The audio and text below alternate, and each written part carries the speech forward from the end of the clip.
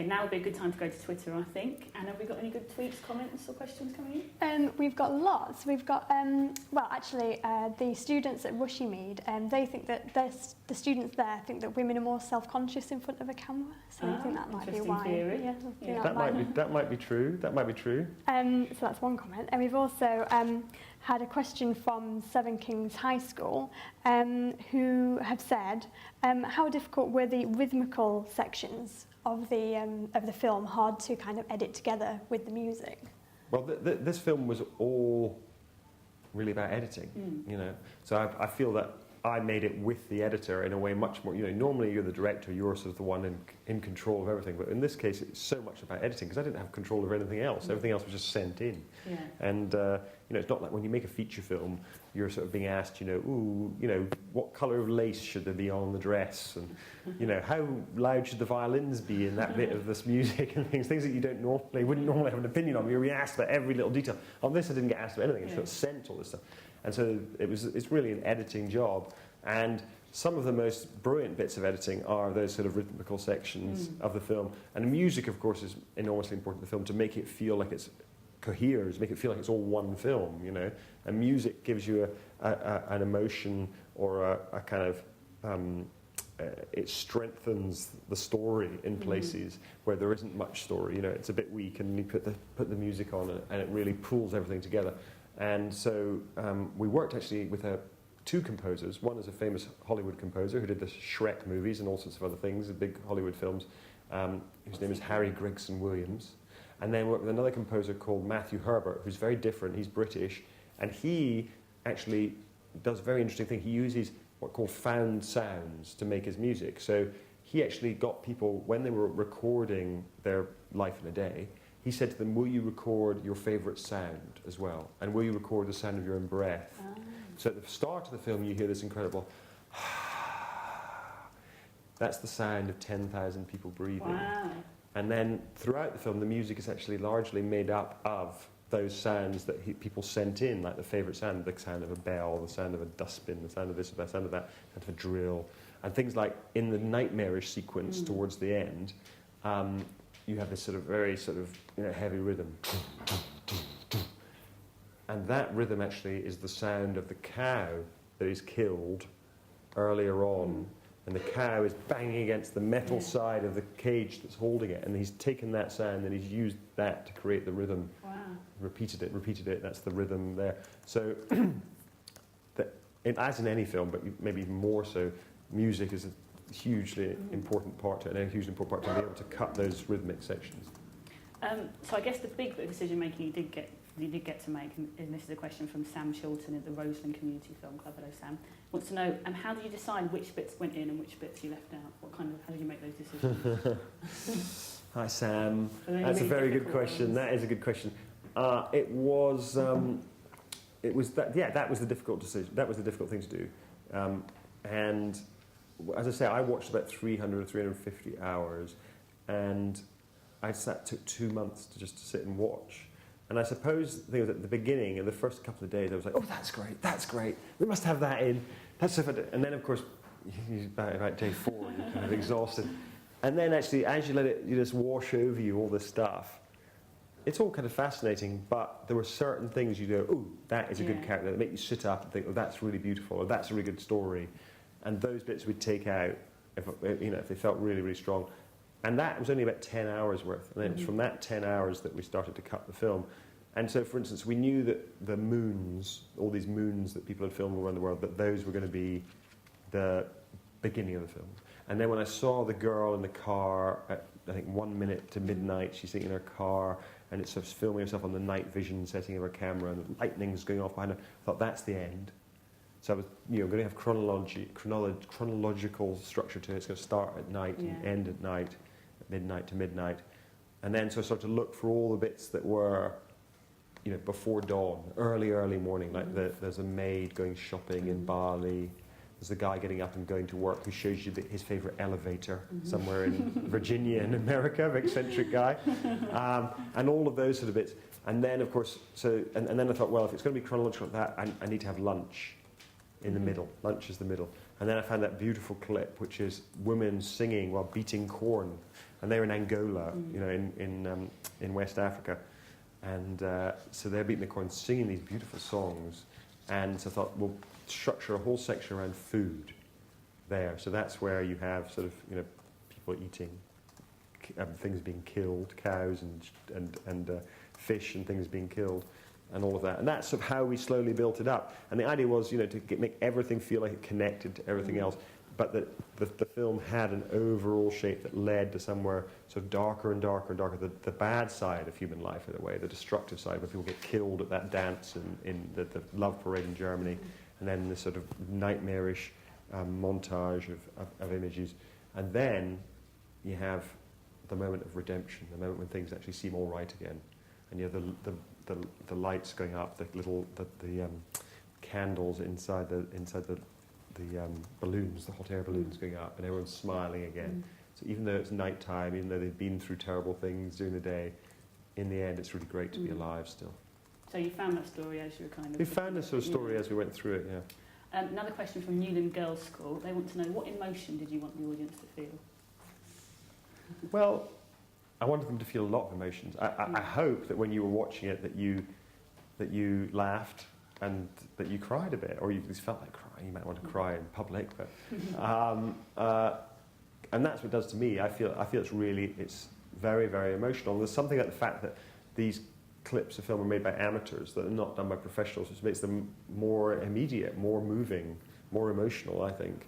And I wanted people at the end of the film to think, you know, it's great to be alive, and there's so much great in life, even though there's, you know, things can go wrong at any moment. There's illness, and there's, you know, accidents, and there's death in life, but that actually life is great, and we should appreciate it every moment that we have it. And also I think to realise that we are all the same. That actually, we all want the same things, the same basic ideas we all share. And I think that's a very powerful thing. It could say it's a bit obvious, it's a bit trite as an idea, but actually it's watching these clips, that's what I really strongly felt, that when you see a tribeswoman in Kenya, amazing woman with all her multicolored jewellery on, and she said, what do you love? I love my family, I love my children. Like, well, that's the same answer that 90% of the people in the world give. What do you fear? What people fear something happening to their family. They fear illness, they fear death.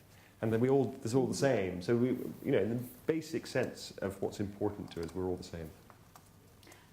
Question from Jaina, who's in Year 8 at Rushmead School in Leicester. Hello, Jaina. What was the most shocking image from all the videos you were sent? There's some stuff you probably can't talk about. Yeah, I don't know. I mean, I don't know. I'll tell you about one that was quite shocking. Yeah. But stop me if it's too horrible. But there was one that I didn't put in that was so shocking. It came from Tunisia. And it was a clip of a bunch of doctors in an operating theatre, and there's a man lying on a gurney being operated on, or I'm not quite sure, unconscious anyway. And one of the doctors reaches towards his mouth with a kind of some medical implement, and he puts it inside the person's mouth, and he starts pulling, and out comes a wrench that long from out of this guy's mouth. And genuine footage? Yes, and all the doctors are looking at it like this, and then they all start laughing. They all just think it's the most hilarious thing ever. So there were some things like that. Oh, wow. And how did you pay for the cost of the film, says the financially minded Beth Bailey at Mount Grace High School? You're clearly a future producer, Beth. Well, it was paid for by YouTube and by a company called LG, who both sponsored the film. And it's a kind of, films aren't usually paid for in that way. It's an old-fashioned way of paying for films in a way. Back in the 50s and 60s, big companies like the Post Office and Shell and things used to sponsor films. And the good thing about it from my point of view is that there was nobody ever telling me what to do, or you can't have this, you can't have that, or it needs to be this long. They just handed over the money and said, go away and make this movie. And so that was